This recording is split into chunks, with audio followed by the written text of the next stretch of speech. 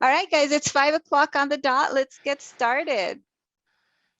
So I want to first introduce myself. My name is Josie. I'm co-founder of Advancio. Here, Carlos Martinez, my trusted co-host and virtual husband. Andres Palavicini, thank you. Andres, thank you for attending today and for being our instructor. I hope I don't butcher SDET and what it means.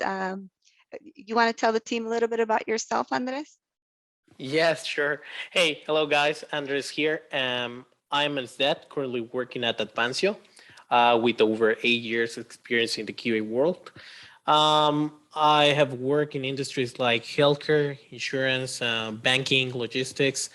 I have coordinated multiple teams for manual and automation testing efforts, and that is a little bit about me. Welcome. Thank you. Thank you so much for being here today. So we're going to be talking about Intro to SDET and how it fits into the software development lifecycle. SDET stands for Software Development Engineer in Testing. But before we get started, let me tell you guys a little bit about the house rules, okay? So first of all, this session is being recorded, okay? And you guys both the recording and the presentation via email. So if you see something you like, you want to rewatch whatever was discussed today, please feel free to share the information with friends if you want to share that, and go back to the information and kind of look it over. Also, a survey will go out. This is all an effort for us to make the webinar better. So any positive feedback, any negative feedback, any constructive criticism, please make sure to fill the survey out. And we'll try to implement that. We really want your participation and engagement. So Andres is going to be kind enough to answer any questions that you might have at the end of his presentation. So please, if you're on Facebook, go ahead and put a comment. If you're watching this on LinkedIn or anywhere, just make sure that you put a comment. Our social media team is taking track of all of these questions, and they'll go ahead and let us know what they are so we can go ahead and ask Andres the questions and get those answered for you guys, okay? So without further ado, let's get started. Andres, take over.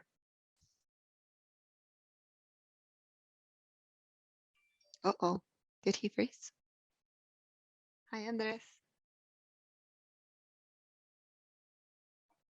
I think we got freeze, right? Can you hear me, Yes. guys? Yeah. Okay. Yes, Oh, yes, we yes. need to talk about first about Advancio. You forgot that. I Um, did. Go no ahead, worry, no Carlos. worry. Welcome everyone. Let me talk about our company. Advancio is a software development and IT consulting company based on the beautiful Los Angeles, California. We help fast-growing companies to hire technical talent by offering them access to our global talent pool filled with top-notch hand-selected engineers by Josie, Andres, and maybe myself. Um, and we strive to be above all experts and tech, and we hope you enjoy today's content with us. Thank you, Carlos. All right. So now that you know a little bit about the company, you know a little bit about me, you know a little bit about Carlos, my co-host, and Andres, our teacher and mentor today, we're going to go ahead and hand it over to you, Andres, so you can go ahead and give us the content. Yeah, sure. The itinerary today is going to be we need to understand first what is SDLC, the software development lifecycle. What is the difference between manual testing versus automation testing? The types of automation exist, responsibilities of a SDET team member. Where should I start for automation? How does it fit with the SDLC? How to select an automation tool or framework, what should not be automated and what should be automated, and what is the importance of automation process. So, okay. So first of all, what is the software development life cycle? um, in shortcut, it is a structured sequence of stages in software engineering to develop the intended software product. Uh, in to give an example, guys, if you have a client that have an idea in mind and wants to develop a software product, there's gonna be these stages so we can get that product done. Um, in basics, I can give you an example. We have this client has an idea. We can have someone could be named a product owner, a product analyst, business analyst. It's going to be a person who is going to abstract the idea of the client and will convert into requirements that technical requirements that we as a development team or QA analysts, engineers, we can translate as a technical things, right? So there's going to be a requirement collection and analysis of those requirements to understand what are the necessities of the client. Ask the right questions, understanding what is the product will go, and that is that phase, the analysis phase. The design phase, once we understand and get those requirements, the next step on the software development lifecycle is, okay, we're going to create an architecture. Basically, start to thinking on fluent diagrams, data flow diagrams, think on how it's going to be created, the database, the structure of the database, the tools or frameworks that we will have to use for develop this product, right? The implementation is very easy. It's basically start writing program code in any programming language that they decided, and developing error-free executable programs efficiently, basically. Testing phase, as the name says, it is the phase where we need to make sure that we are fulfill the requirements expectations. The next one, once we make sure that that's happened, there is no errors, there is a deployment phase. Basically, this deployment phase is install and deployment the software product in at the right place. I don't know, could be in a cloud, or there is a service, and that is the main idea. And the maintenance, the last phase, is basically once the product is installed in somewhere, there is going to be bug fixing, make sure the functionalities of software are still fulfill the conditions, upgrade, that's mean better functionalities and capabilities of the product, scalability, that's mean that we can adapt the product the change requires in the future, and finally the assurance that the software product is up and running. And basically that is the software development lifecycle. Now continue. We're gonna getting deep in the automation testing, and first in the testing side, there are two different kind of testing. We have the manual testing and the automation testing. Difference is very easily. Manual testing is performed by human. There are test cases that reproduce step by step without a test script, or something runs by a computer or a program. And automation testing. The automation testing is when we create it through a specific framework or tool. These test cases are simulated or run through the computer or through a program. So there is no human interaction there. Now into the automation testing, basically there are the automation falls into two primary categories. The first one is the industrial automation, that it is used for control and manage a physical or industrial process for a high volume of repetitive task.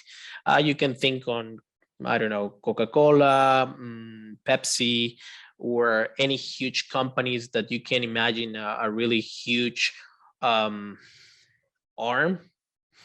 and it is controlled by a software in the background. Instead of the software automation, where SDET are, is basically that we create those scripts for avoid those repetitive tasks that a human normally perform. Started with the business process automation. That is basically the difference. And in this case, we have a specific software what we develop for a specific application. Could be web, could be mobile, could be from desktop. and we can recreate a specific and simulate the specific flows that can be done by a human, but we recreate it through the computer, through the scripting, so the computer can understand and simulate that into the process. So SDET means software development engineer in test. That is basically someone who is an IT professional who can combine development and testing roles.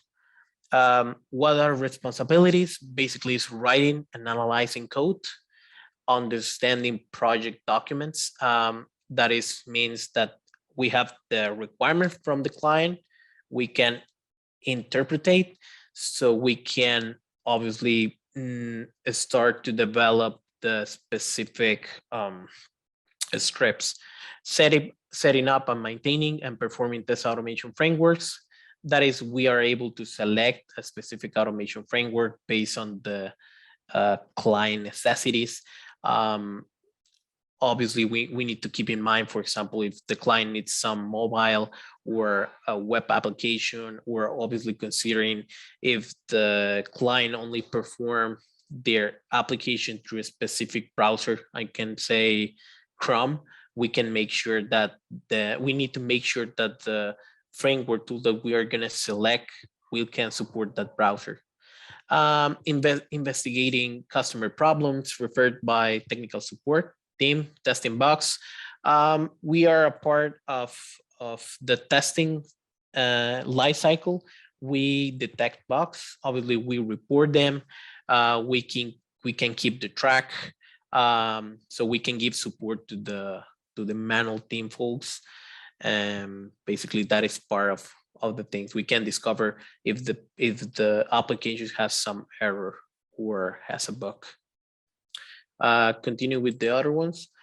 We working with development teams. Obviously, any development project, any software project needs an integrated team. That's mean we need a development team, we need a QA team.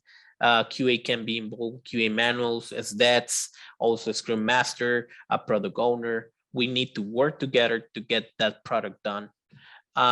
Analyzing and disintegrating software system and coordination with other teams to enhance the overall design. Very similar to the previous point. We are able to research in test tools. As you know, there is a bunch of testing tools and there are new technologies every day. So we need to keep updated in any of these testing tools and be upgrading the framework and maintaining what we have been creating.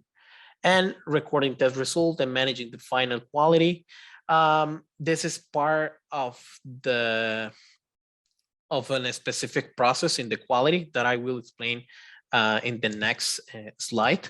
But basically, when the suite runs automatically, the framework can be able to create test results, specify and giving metrics about if the application is working as a spec, if any of the test cases that runs automatically fails or have any errors on the code.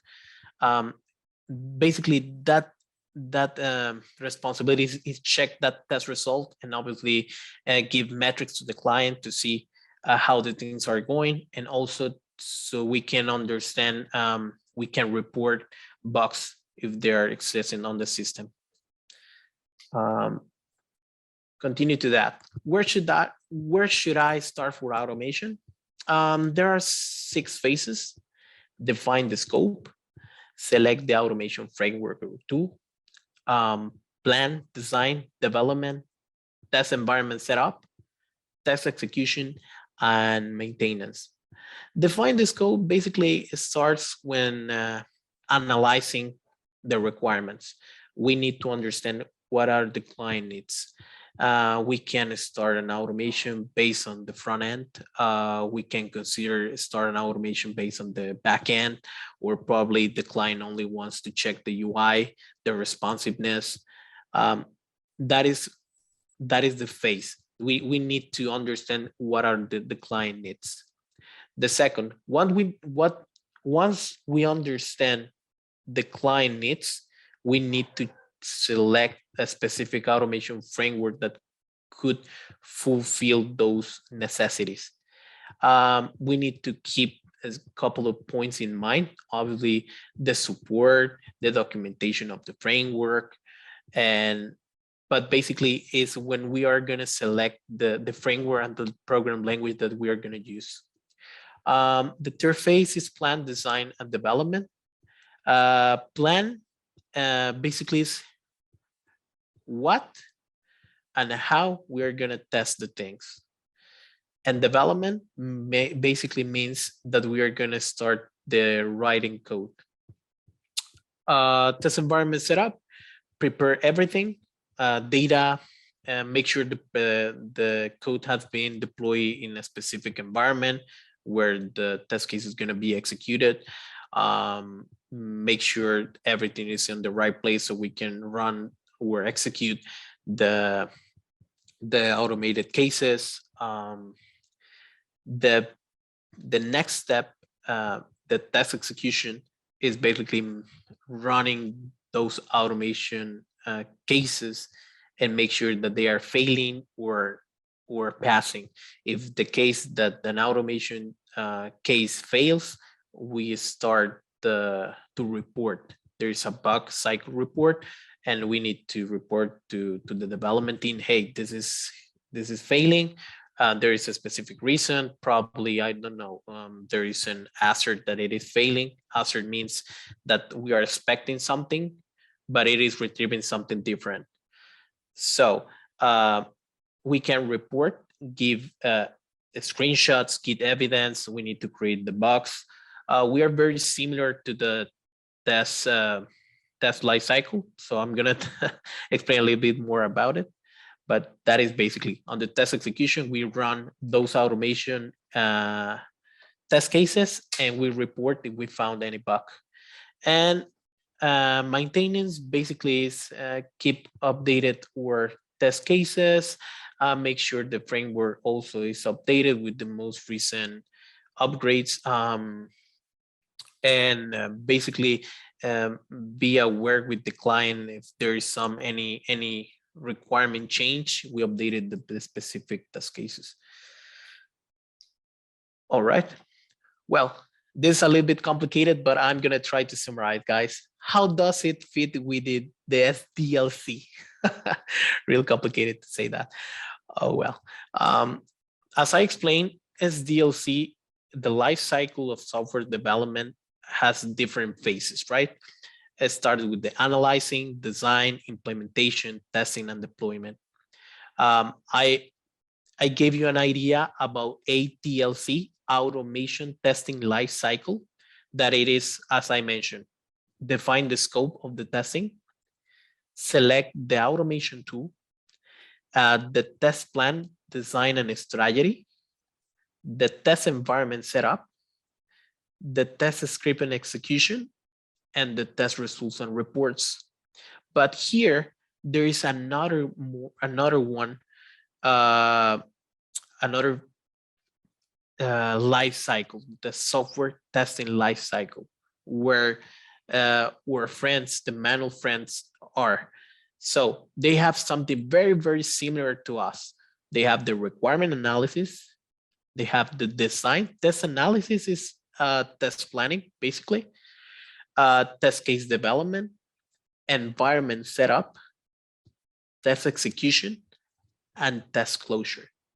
The requirement analysis, as the name says, is understand the requirement, ask the right questions, and start to think how they're going to test those requirements. The test planning or test analysis is when they start to think what are going to be tested and how we're going to test it. Define the risk, the objectives, the QA scheduling of the test activities. The test case development is basically start to the test design, start to create the test cases, specifying the step-by-step, create their test suites where they are gonna put all those test cases. The environment setup is the same. They are gonna make sure that the data is right there, that the changes have been deployed in QA environment, if there is, or development environment, or any environment they have to work on. Once they make sure that everything is on the right place, they can start the test execution of their test cases. And finally, and in this test execution, they also can report bugs if they find anything that could be impact the system, can also close bugs. And the test case closure is basically make sure that there is no bugs, there are test results, give a summary of the test cases and all the test activities. Once you understand SDLC, SDLC, and ATLC, how does it fit? We can start from the design and analysis. The first phase of SDLC is analysis, and we can start manual, and automation can start from the analysis. Why? Because the first of all, we need to understand what the client needs. That is very important. So we can start together on that, analyzing what it needs. For example, for the manual guys, they need to understand, okay, this is gonna be tests. What are gonna be tests? If they have questions about those requirements. And for example, us as automation guys, we start to think, okay, we have this kind of scenarios. We can start to think if we can cover through the front end, through the back end, or okay, what we cover. We can work together with the manual guys to start to determine that the scope of this automation. Also could happen if we start, for example, we have a project that already began the process. They are, I would say, into the implementation and testing phase, and they already start together with the manual folks, and they are doing their test execution. There is no any problem. We can start with the scope of test automation. I mean, we can start to analyzing what they already have, understanding what they are the needs, and obviously selecting the automation tool. Important. All of this graphic that you can see here can be different if you Google it. I mean, these phases depends on the authors. There are many authors that use different phases, but the general idea is this. Saying this, one of the other important thing that you need to understand is you can skip specific phases. For example, in ATLC, for automation testing lifecycle, once you choose to select, you have defined the scope of your automation, and you have select your specific automation tool. You can skip the stage 1 or 2 and start with the test plan, design, and test strategy. The cycle can start with the scope of test automation, but once you finalize the test results and report, and you have your scope and your automation tool, you can skip the first 2 steps, and then you can go on with the test plan and then design, and the cycle repeats and repeats again. The same could happen with SDLC. The SDLC can skip, for example, there are group of people that don't use, in case in manual folks, there are specific cases where they don't use test planning, so they can skip the test analysis phase. And that is the idea. I mean, we can start in any of the SDLC phases, and we can work together. I mean, we work together to get a product done using all of these stages. Continue with this. All right. So we have defined, I'm going to imagine that we already defined the scope of our testing. In this case, we are going to cover front end and API testing, right? But what things that I could have in mind for selecting an automation framework? Because there are a bunch of technologies that you can use. Doesn't matter which kind of technology you will use. It is important that you consider these 9 points always. The environment and devices support. Environment means the operating systems. If you are working with Linux or Windows or iOS devices, obviously you are going to support mobile, desktop, or web. Facility and usability, that is important to say. Documents, documentation of the framework, it is very important, and also to see that the framework is being maintained, or there is a group of people giving support to that framework. I mean, there is new versions, if they are fixing errors, because any of the framework could have errors that need to keep in mind. If you're gonna support database or not, locator support. Locators are so you can identify web elements into, I'm gonna say, if you have a web application, a locator support means that the framework is able to identify web elements and obviously interact with them. How handling errors, how the errors are displayed, if they are understandable for the SDET guy or for someone else. So it was easily to understand any kind of errors and can give support and obviously fix them. A scripting language support could be Java, JavaScript, TypeScript, doesn't matter the language. It is important that you consider the language that your team is supporting and obviously their skills you have on your background.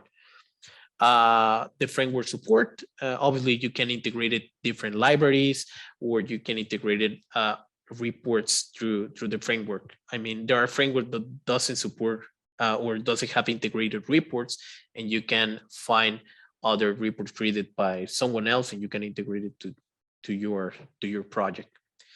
Easy debugging, I mean, there is a code error and it is easily identify where your error is coming from.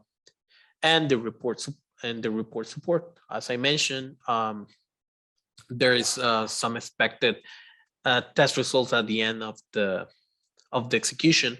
So some of these frameworks give us some reports to get metrics like the test execution, how long takes the test execution, how many fails, how many pass, give us graphics so the client can see in a percentage how many of the test cases are failing and how many of the test cases are passing.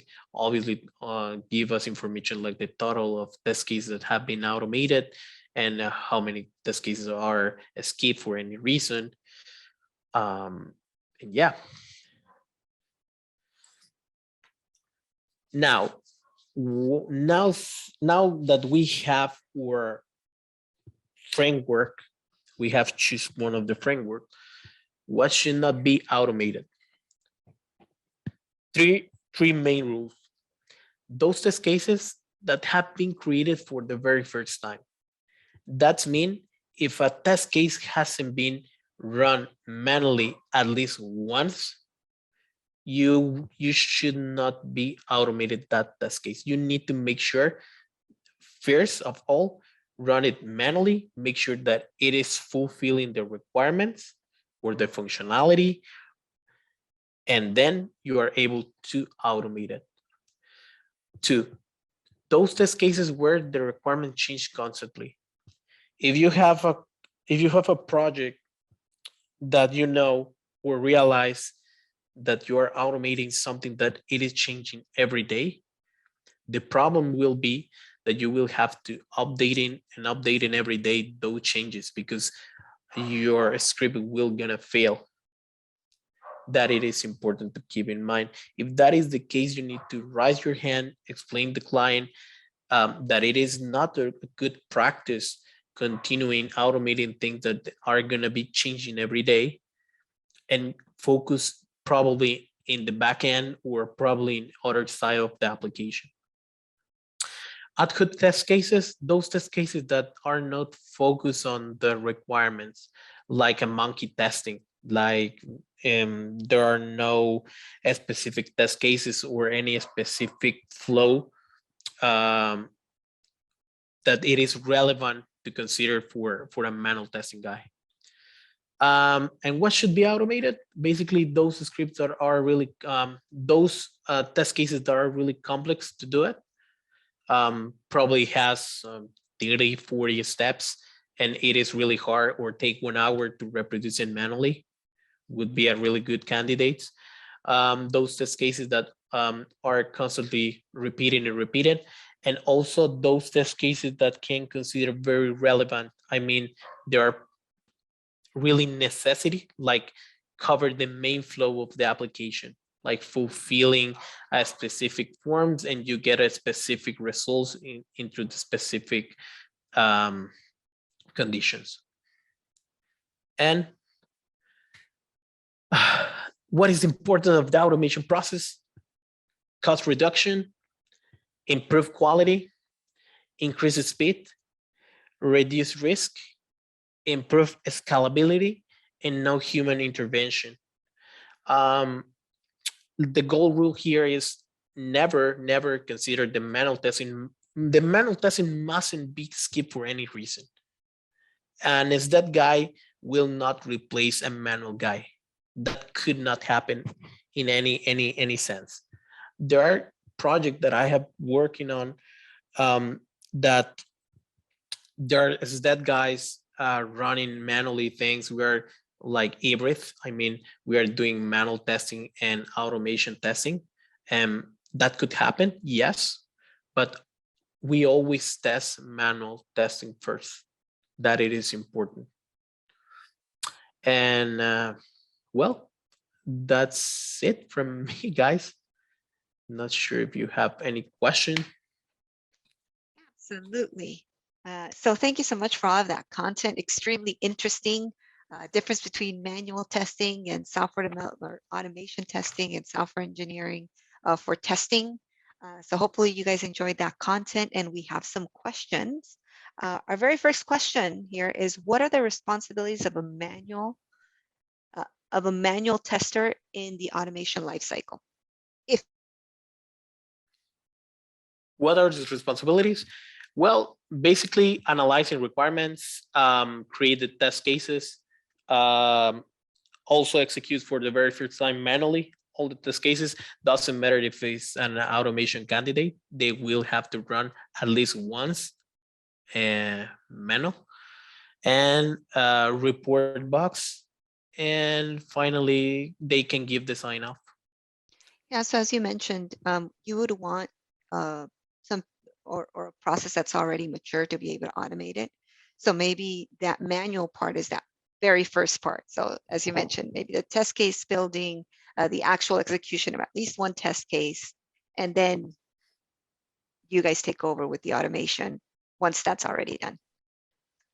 Yes, for sure. I mean, they are really important part of our process, because an example in my team, we have some manual folks, and they identified those automation candidates.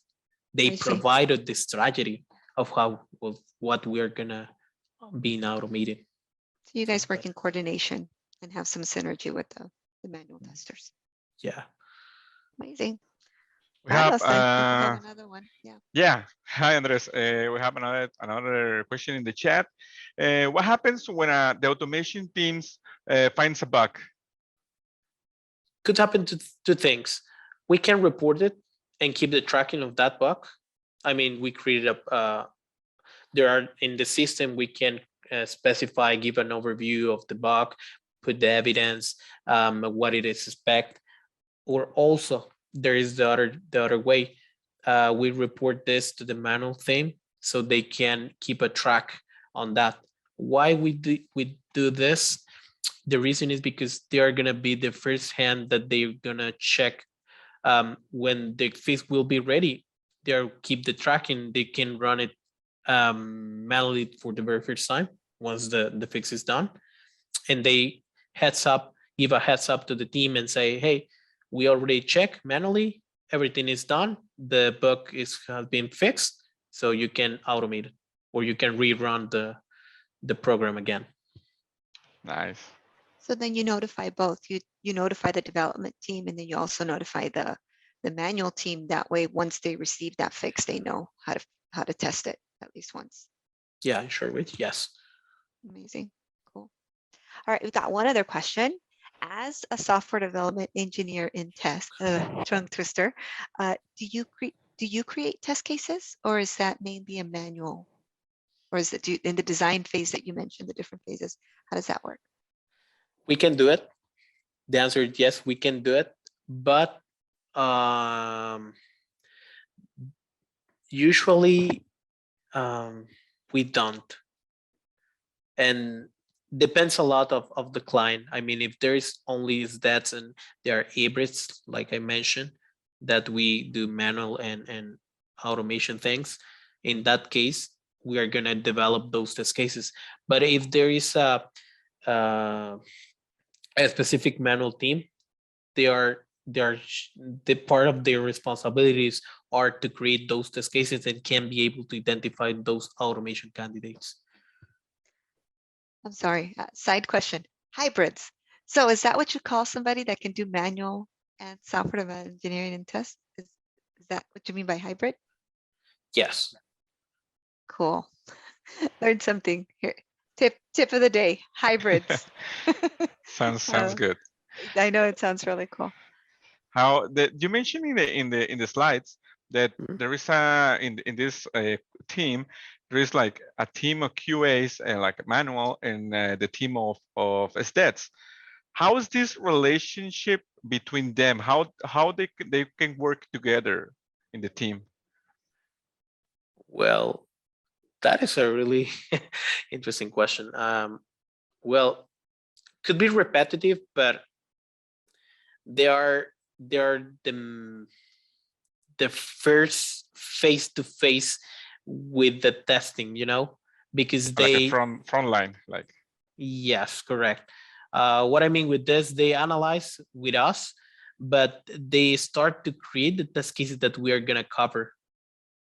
That it is important to say.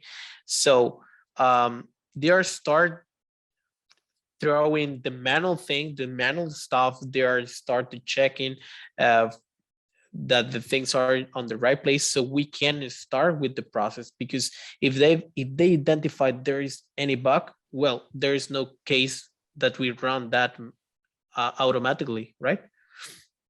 We need to wait until they verify that everything is on the right place, so we can start to create those specific test cases. For example, my team is focused on create a regression testing. What is a regression testing? We cover the main functionality of the system. We need to make sure that the main functionality is working.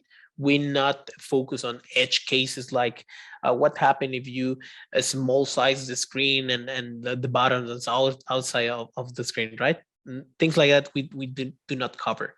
We make sure, for example, we fulfill a form, we fill a form and click submit button, we are routed to specific page. That kind of things we cover that kind of thing, functional things. For example, if the manual guy start creating, okay, hey Andres, you will have to fill form, but keep that in mind that there's going to be some required fields. So they describing those test cases step by step, what I need to do to create my script. So how we work together? The answer is they give us what we need to automate. Okay, nice. That's a perfect segue for our last question, Andres. Very last question of the day. How do you decide to either do manual or automation? So as you mentioned, they're the ones that tell you what you need to automate, but how does the team decide, or how does the person leading the team decide, okay, we want to take the extra effort and we want to automate this testing, or we're just going to have the manual team take care of this? How do they decide that? In my case, they decided we really are make sure. Okay, the things happen here. I very trust on my team, on the manual team, that they will provide me a really good automation candidates. But anyway, when they give me the list of what is going to be automated, when I'm going to start the scripting of something, I go to the test case and reproducibly manually understanding what are the needs, and if there's something that is weird, I uh, I get in deep. I mean, I try to open the story, the requirement, understand the requirement, and start analyzing. Okay, this could be a really good candidate. We are focused on what we really need. Happens, but this is very an edge case because it is only when I see something weird on the test case. Could happen, yes, but it is part of the job. I mean, I am able to analyze a specific requirement and obviously create test cases. That's why when I see something weird, I can say to the manual guy, hey, I checked this PBI. The PBI functionality is probably focused on a different thing, and the test case is focused on other side. So we can work together to redo the test case, and then we can automate it. So there is some coordination together to get the quality, to make sure the quality is fulfilled for the client. Okay. So there's, I'm assuming there's a couple of parameters that they look at for them to be able to suggest a test case to be able to be automated. All right, perfect. Well, thank you, Andres. That's our show. That's our content. Hopefully you guys enjoyed it. I want to thank everybody who attended the webinar, everybody who joined us virtually. Thank you, Carlos, for my my virtual husband, for joining and co-host. Thank you, Andres, for that content. We know that it took time for you to design it, and for these wonderful, you did very well. A lot of engineers usually are very shy. You did just fine. So thank you so much. Remember to share, like, subscribe if you like what you've seen. Thank you guys, really appreciate it. Yeah, no worries. Carlos. Lastly, guess what, everyone? We have job openings.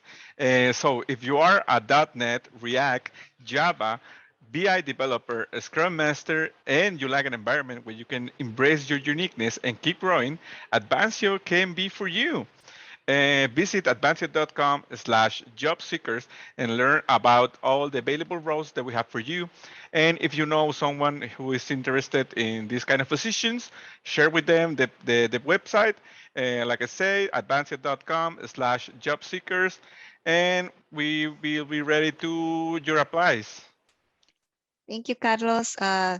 Two more announcements. We do have one talk coming up called How Microsoft Azure Works for Office 365, and that's going to be November 17th. So please dial in on that. And then our next webinar is going to be the importance of company culture, and that'll be November 24th. So join us for those two other sessions. We hope you enjoyed the content today. Remember, share, like, subscribe, and we'll see you guys here next time. Have a good one, everyone.